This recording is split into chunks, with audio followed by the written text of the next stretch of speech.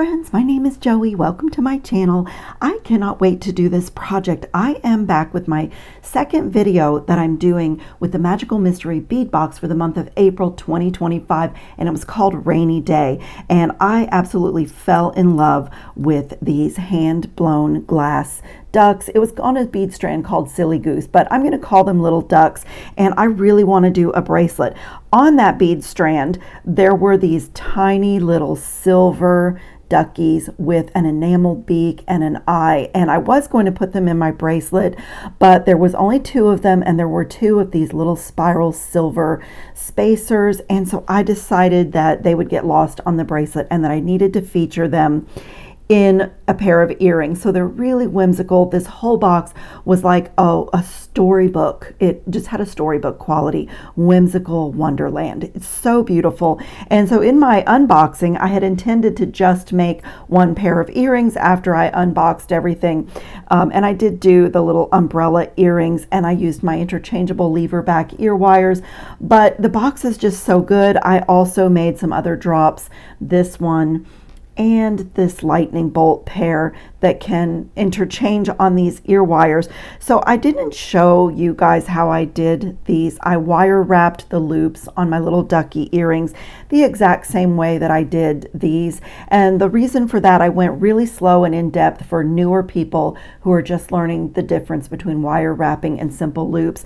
And the reason I do that is the wrapping allows you to tighten things down. So my ducks are not only staying in this position facing forward, sitting in the middle of a little flower bead, but also I could mirror them. So when these are on, the little ducks are either, depending how you wear them, facing away or facing each other. And so that's kind of the purpose of wire wrap loops. There's other applications, but I didn't do it again because I will link my first video where I really went slow and showed my method for wire wrapping. But these are done, and I just had to sit here and do them because I didn't want these beautiful elements to get lost in my bracelet. And I'm saying that because this is going to be a knotted piece. It's going to be really dimensional, and a lot of the beads that I have pulled have really large holes. So I'm going to be doing something a little unusual. I'm adding in purple to the color palette. It was a mix of gold, silver, white, and different blues and turquoises, and really like, watercolors. And it's beautiful, but I decided to add in purple. So I have 1mm Brazilian waxed cord here, and you can get some of this on Jesse James Beads website. They have like a multi card with some colors. I'm not sure about the purple because I haven't checked before I started filming today, but I'll put links in the description box for whatever I can. So these are the things that I have pulled out of the Magical Mystery Bead Box, including this Caught in the Rain bead strand. I'm going to cut this open and use some of the silver spacers because just like my earrings, mixing the gold and silver, I'm going to mix gold and silver in my bracelet piece as well. So I have a vintage check glass button that's going to be my closure, and this dish here is the things that I am adding in to personalize the box. That's something that I like to do. When I get a bead box, I almost never just stick to what they've put in the box. It's maybe my design background, I don't know, but I have some spacer beads here, not spacer beads, disc beads, and I have some little glass flowers, check glass flowers in blues and purples and whites, and some bead caps and some gold disc spacers. I also have some 6/0 seed beads here in gold and in the purple, and I'm going to set myself up for stringing. And as I said, this is going to be not a straightforward knotted piece because I want to do something really dimensional. I don't want it to be too fragile, even though it will have this hand-blown duck in it. So I have a couple of ideas. I've done other versions of this, and I'm going to do one with you guys. And the other thing I was going to share with you, I have recently this spring done an awful lot of floral items, floral designs, and I do link some of my supplies, but some things I've just had forever. But I found this fabulous set of flowers, and it came just like this with all different shapes, sizes, and multicolors, and that's what I have pulled from for this project. So I'll put a link for this in the description box, because I started to say, a lot of you messaged me and said, where can I get flowers for the designs, because I've done a lot of floral things this spring. I really have. So check the description box for that. And the way I'm going to get started is to take my Brazilian waxed cord. Knotting eats up a lot of length, and even more so the way that I'm going to do this knot, because I'm not going to just string things on knot, string, knot. I'm going to do some loops and some dimensional things. So what I'm going to do is put my cord down through one side of my button, and I did not measure. I just like did a wingspan and added a little bit. So before I go down through the other side, I am going to embellish my buttonholes with some beads. So like, maybe it doesn't take too many, just 3 to 5 usually. I'm just going to do like a little embellishment, and so just that. And if you're not familiar with Brazilian wax cord, you're free to stiffen the ends with nail polish or super glue, but if you just pinch and twist, you get like a really nice natural needle. 6/0 seed beads typically have a pretty large hole, and the bead strands, pretty much everything in this box has a really nice large hole. So I could use 1 millimeter Brazilian waxed cord, and I just love it. I love the chunkiness of this one particularly, because you really see the color in the design. And so that's what I'm going to do to just add a little something to the top of my button. And I'm going to bring these together so that I don't waste thread. And as you can see, this is much longer than a bracelet length, but that's typical of a knotted piece. And then from here, you can either start with a knot right underneath your button, or string another bead. And maybe I'll do a bead, get a bead in here right away. And so this looks like a good one. Let's see if 2 millimeters worth go through. So yeah, that crystal is wonderful, because 2 strands of 1 millimeter go through, and I'm just going to slide that down. So I'm mixing the purple, gold, silver, white, and blue. And the seed beads that I had have a blue outer and like a purple core, and they're just perfect. I'm going to do an overhand knot here to start me off. And if you are not familiar with knotting techniques, once you've made your loop, you can use a knotting tweezer to reach inside the loop, and wherever the tip of that tweezer is, and when you pull, that's where your knot will end up. And I just love how the color of the cord becomes part of the design. It becomes a spacer bead. So you don't need a knotting tweezer to do this. You can do it with your fingers, but I think it's invaluable to have a knotting tweezer. Okay, I did want to cut open this strand with all the silver spacers. I'm just going to put everything out here, and I'm going to be using these bead caps. I'm going to be using just little dots of silver. I love the floral kind of flower petal quality to these bead caps, and I love these disc spacers because I've pulled out some discs of my own here. And so I'm just going to put everything in this little pot and get this out of the way, and I'll show you. Everything has a large enough hole so far that I have tried to put on my 1 millimeter cord, and it's just effortless stringing. So there is that. I'll pull from that little pile. So I was able to thread on one of the silver bead caps, one of those ceramic beads, and then I need another bead cap. And let me talk to you about my plan a little bit as I'm doing this. I want to add in some flowers and have some things that are not strung straight on, and I want to do the same thing with the little duck and see if I can kind of get him to sit up on the wrist, and that way he'll be kind of protected. This will be a little bit more of a fragile bracelet than a lot of bracelets just because of this bead, but I'm also going to make it, let me get this knot locked down and I'll show you. Like this bracelet fits me pretty well.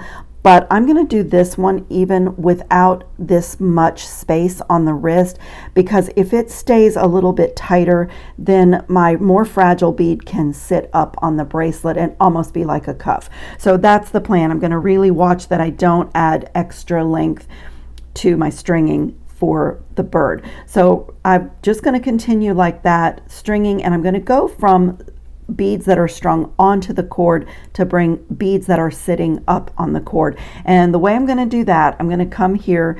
The next thing I'm going to do is a purple flower, and I'm going to put this through one strand through and bring it down to where I'm at, and then I need a little center for that. So maybe one of the, I don't think 2 strands will go through those potato chip looking beads.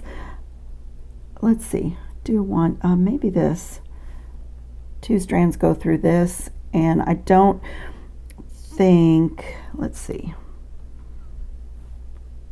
Yeah, that'll work. So this is going to be, this 6/0 seed bead is going to be the center of this flower. And then what I'm going to do is pull this seed bead out of the way and run my cord back down through the 2 flower beads. So it is, it fits in there, but the trick to this is getting through the hole. And once you get through the hole, the cords do fit inside the beads. As you saw, we put 2 cords through that. And so if you want to stiffen it, you can. A really sharp angled cut can help, and sometimes I'll even get out like a big eye needle just to help me get the cord through the opening, but I'm gonna give it a go this way. Okay, I'm gonna try with a needle. When you do this, if you do use a big eye needle to get through your hole, you just want to make sure you're not piercing your cord with the needle and separating the fibers. So when you come through, you just want to make sure that you haven't picked up any cord.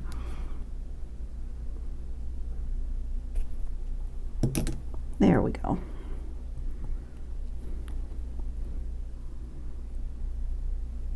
Okay, and I'm just going to pull everything down. Just get everything down to where I'm stringing.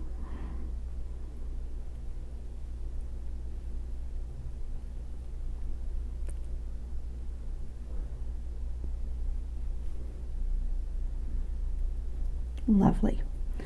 So if you can see what I did not run my cord back through my seed bead, and I've pulled my flower and my bead stack right down to the last knot, and now I can bring these 2 together again and do another overhand knot. And that's how you get things to be dimensional and not so lined up. And you can still do your knots in between. And then I think that I want to add another flower.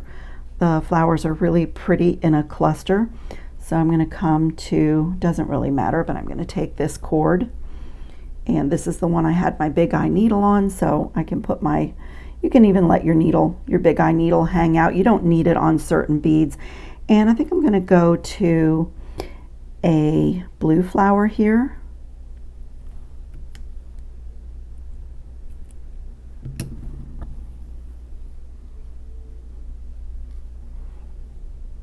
And let's see, we'll put, okay, on this flower, the hole is too small for my cord to go back down through the flower. So it's totally okay. I'm gonna let one of my cords hug the outside. I filled the center of the flower with the seed beads, and I'm gonna do an overhand knot right here, and it still gives me dimension. And that's the beauty of using a colored cord that becomes part of your design, because you see that little bit of cord hugging the outside of the flower. You get kind of the look of a spacer bead with your knot, and it looks really pretty and dimensional, and I actually love it. I love it just as much as the one that goes back down through. So next thing I'm going to put here is a gold, one of these gold bead caps, and I think a white crystal, and I'm going to work my way just like that. And again, you just, when you go in your stash, depending on if you're going to use 1 millimeter or 0.5 millimeter, just look for bead caps, spacers, and beads that fit through your cord as you go along creating your pattern, and that way the stringing experience is pleasant and you're not fighting. And then if you do get to a spot like this that's challenging, a big eye needle is a good solution. And I don't have to do too many. I'm only going to do a few little flower clusters, so I will get them on and get my knots. I'm really patient, and this unfolds between your eyes. As you, every piece that you add, every knot that you put in, like you get, it's so beautiful. It's just absolutely gorgeous. So I'm going to continue like that, and I want to alternate my gold and silver throughout the whole piece. So I'm going to be watching that, like I did silver here, so I'm going to switch to the gold here. And I also think that I'm going to go ahead at this point and think about putting my little duck there. I'm going to do something else purple before I put him. Bring everything down. Oh, that's so much better. And I'm going to do an overhand knot here.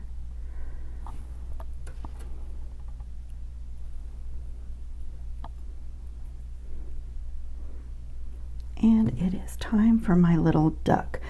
And I think what I might do, let me find my longer strands so I kind of work on them, eating up the length evenly. I think I'm going to put one of my disc spacers at the base for my little duck bead to sit on. And then I'm going to put this up through the duck and do the same thing that I did with the flowers. So see how it's sitting on a little base, and then I'm just going to choose a bead, and I think gold seed bead would be fine here for the ducks. Just a little dot on the duck's back, and it's the same thing. I'm going to go back down through all my beads, leaving that seed bead out.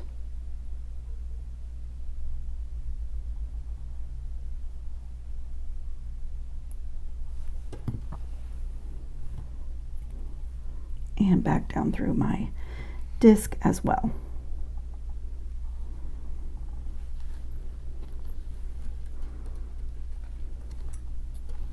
I'm sorry, you guys, for the mess. Try to make sure that you can see what I'm doing. So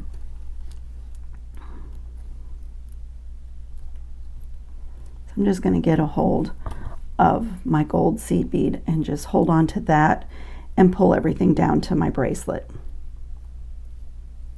Get it pulled right down to where my last knot was.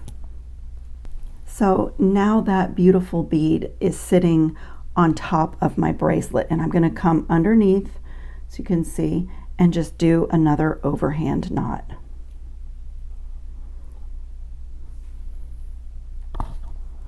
Reach inside the loop and get a hold of everything right at the little seat for the duck and pull. Whoops, I didn't hold on to it well enough. I'm going to use my knotting tweezer to push that knot into place. So that's what it looks like under the duck, and now he is sitting up on my wrist, especially when I get the beads on the other side of him, instead of the cord going through him where his neck is just going to be laying out like that. He's going to sit up. So let me choose my next bead, and let's see, I've already used that maybe one of these. I haven't used one of those yet, and I need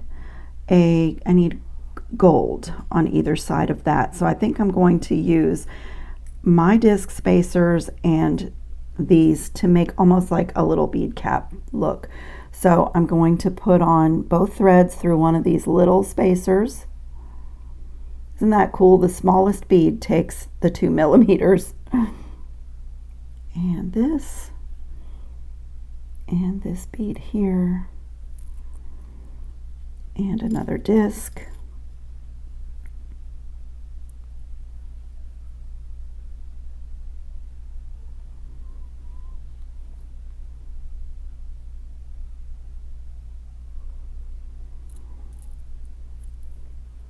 So pretty. And I'm going to bring that down.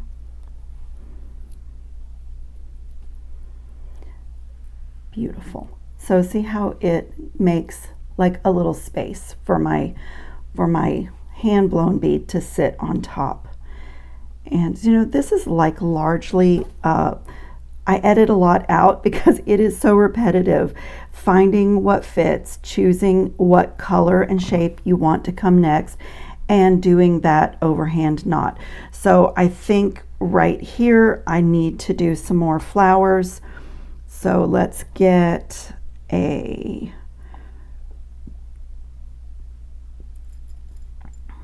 want another purple flower here. I think I'm going to switch to the white and blue here. So I'm going to put a white flower on, and you know what? I can use a silver base on this white flower because those spacer beads, they do hold one strand. So that's a good spot for that, and bring that down and put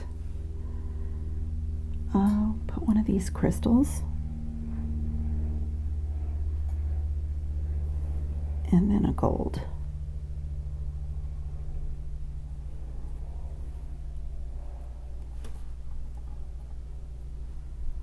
And then it's going to be the same thing again. If I need to enlist the help of my big eye needle, I can, but I'm just going to go back down through my crystal. And I think this white flower will take the second strand, but if it doesn't, I'm going to do that same technique where I just let it hug the outside, but I think this one does. Let me pull it up so I can get it through.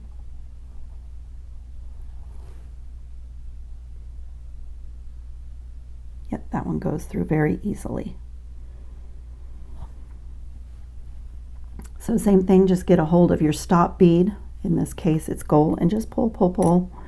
Get everything down to where your last knot was. And I know that these little spacer, these stars, they don't want two strands. So I'm going to let that same technique, just let my thread hang out on the outside and tie a knot. So just like that. I know it won't go back down through, so that's fine. I can just tie a knot right here, and that gives me my space, my spot for another flower. So, and that's where your knotting tweezer can really help you, because I can come in here and get a hold of everything right where I want my knot to land and pull. Just make sure you're not caught on anything, and just pull. And then push that right into place, lock it into place. And so I have pretty knots, and I have the dimension that I was looking for. And I'm going to do the blue flower next. And I already know that this one does not want to have the string go back through, and I think I'll use one of these Pringles looking stardust spacer beads. Again, I'm just choosing alternate colors, alternating gold and silver, and blue and purple and white. That's really pretty. And on this one I might even do a third one since I'm using smaller flowers. So in the middle of this, I'm going to do, let's do gold, purple, gold.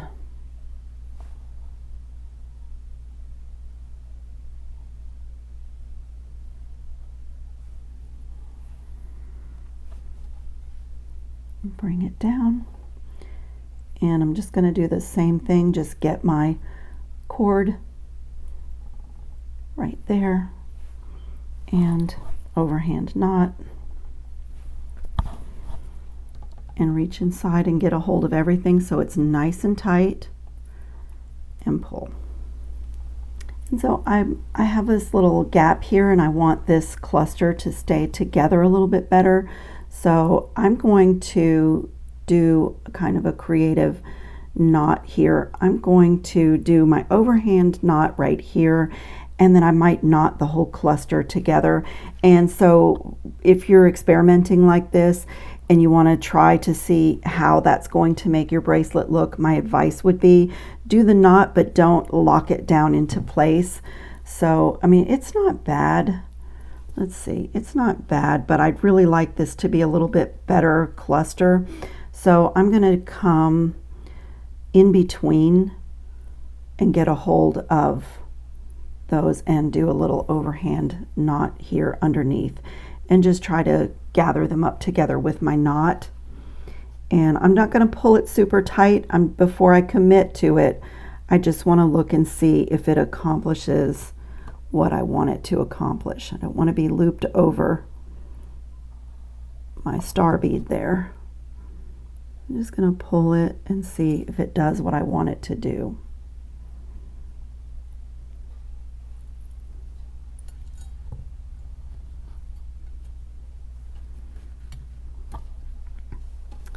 And it looks pretty good. So I'm going to pull that tight. So I just made a little bit better of a cluster, and now I need to get this around so that I can draw these two together again and keep going. So maybe I'll do one more knot right here. So I have that pretty little cluster. I like that. And I'll do another overhand knot here, and then I can keep going.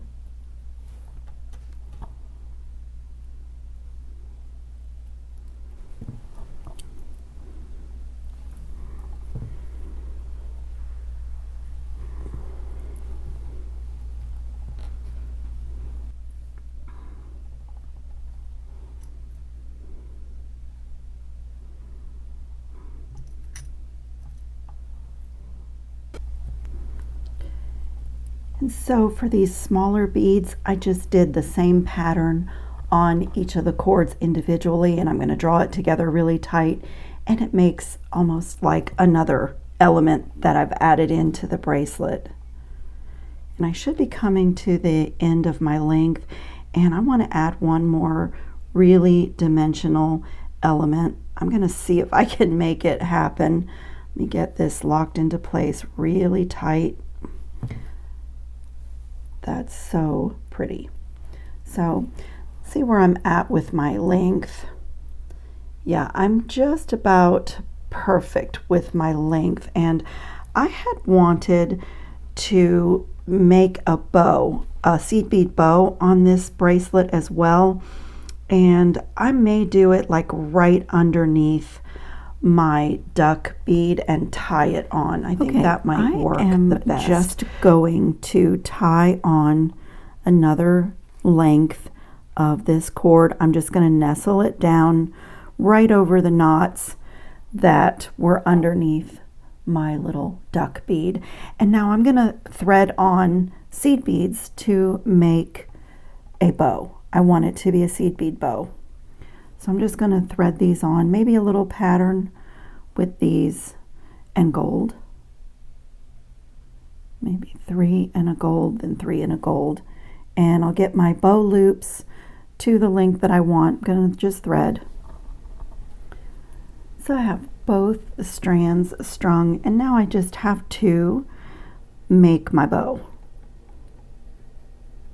And usually the way that I do this is bring them together in the center and get my cord. Couldn't think of the name of the cord. Just get it around the loops and tie in the middle. So like under this one under this loop. And you just have to take a second to organize yourself so that you're not tying in between your seed beads. I want to get my loops nice and tight.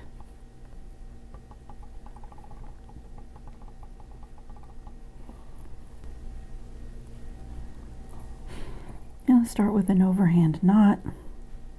And I'm just going to wiggle it down in there.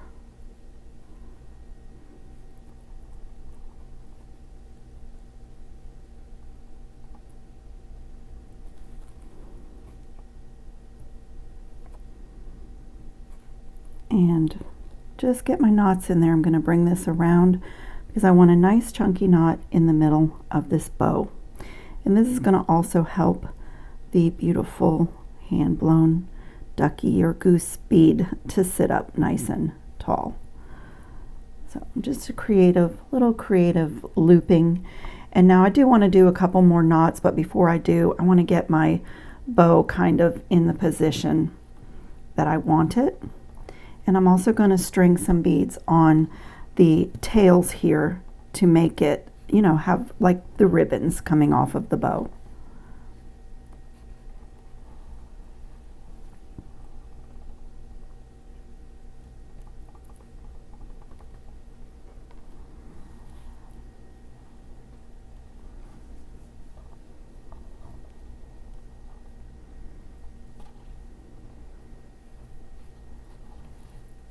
Okay, I'm very happy with that. And I will put some beader's glue in that knot when I'm all done with everything. And now I'm gonna have some little beads on the end of my bow loops, but I'm gonna just do the same, similar to the same pattern. Like maybe, I don't want this to be too long, but I do want to see my bow loop, so maybe 5 of the purple and blue seed beads, and then a gold, and then 3. I'll get one of my ribbons just how I want it, and if I like it, I'll repeat that on the other side.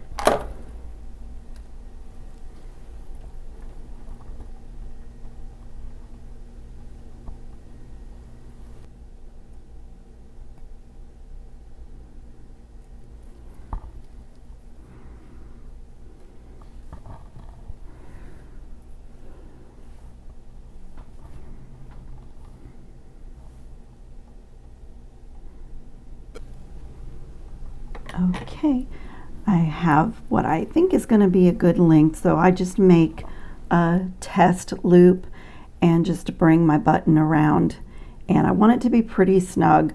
I don't want to add length to my bracelet, and you know, I don't want it to be hard to get on and off, but I do want that loop to fit over there pretty well. And now I'm just going to do that same thing again, kind of creative looping, just make an overhand knot here to get it started the same way that I did with the bow.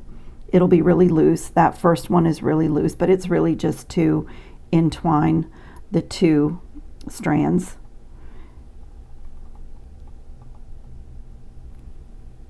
Just get it down to the base there and wrap it around and get another overhand knot in there. And I will also add some glue to my finished loop. And a lot of times, I'll show you, if you haven't seen any of my waxed knotted designs before, a lot of times I put some beads and make like some fringiness, but there is a lot of dimension. There's a lot going on this bracelet, so on this one I don't think that I'm going to do that. I think I'm going to get a nice thick chunky knot in here and get it just the way that I want it and glue it and let it just be clean. It's perfect. You know, this, it really does have a fairy tale storybook quality to this piece. It's dimensional and just, it's magical. And like, I babysit a little girl, she's 7 years old, and I babysit her, and this is the kind of thing that I would wear this for story time, and it makes her think that I am the coolest thing since sliced bread. And it's just like, it's whimsical, it's like a fantasy, it's truly bracelet art. I just love it. I just think it's absolutely gorgeous. And I did get my length really good, and I'm looping it so it's a little bit tighter than I normally make my bracelets. Not tight, I can still fit my finger under there, but that way my more delicate beads, my bow and my beautiful little duck, and he does turn around, but that way that sits up on top of my wrist, and it's really like a gorgeous bangle or something. But I'm absolutely crazy about this. I just love the way that it turned out. I mean, this is, I would even just put this on a bracelet bar in my jewelry closet and just look at it because it's so stunning. Okay, let me stop playing with my work, and I'm going to do a couple more knots here and do that same thing. Put some glue and let it dry. I'm going to pull this really tight. I want it nice and tight, and I just keep going until I'm happy with the chunkiness of the knot at the base of my design here, and also the security, which at this point this is never ever coming off, but I am going to do the same thing with some glue.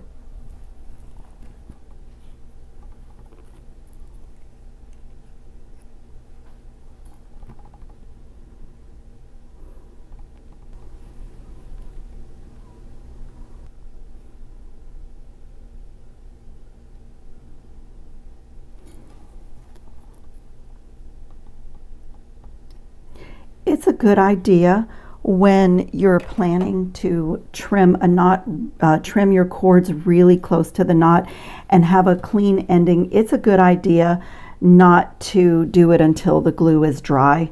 So I'm going to just let that hang out. And if you've been on my channel before, you know that I'm going to take my Permalac anti-tarnish coating and I'm going to go down the line and brush everything that could tarnish on this piece with this anti-tarnish coating. And I'm just going to do that while the glue is drying. So the silver, my seed beads are perma finish and they will not tarnish, but this on a knotted piece, if something tarnishes, you cannot unhook it or just restring it. You have to individually cut all the knots to get to the piece that needs to be replaced or repaired. And who wants to do that? I know I don't. So it only takes a few minutes to go down the length and just brush like all the bead caps that I used and the disc, the metal disc spacers. It takes me less than 5 minutes. You don't have to be super precise. It dries clear, so if you accidentally brush some on a bead or on the cord, you do not see it. And I'm just gonna like work my way down like that. Okay, my glue is most of the way dry. I've trimmed, and I'm really just gonna let everything kind of sit and dry, because I did do glue and I did do the Permalac coating, but everything dries really fast. But this is the most magical, this is one of the sweetest, most magical bracelets that I've ever done, and it's really got a lot of dimension, and I love personalizing my bead boxes. As I said at the outset of the project, I love adding in an additional color to change it up.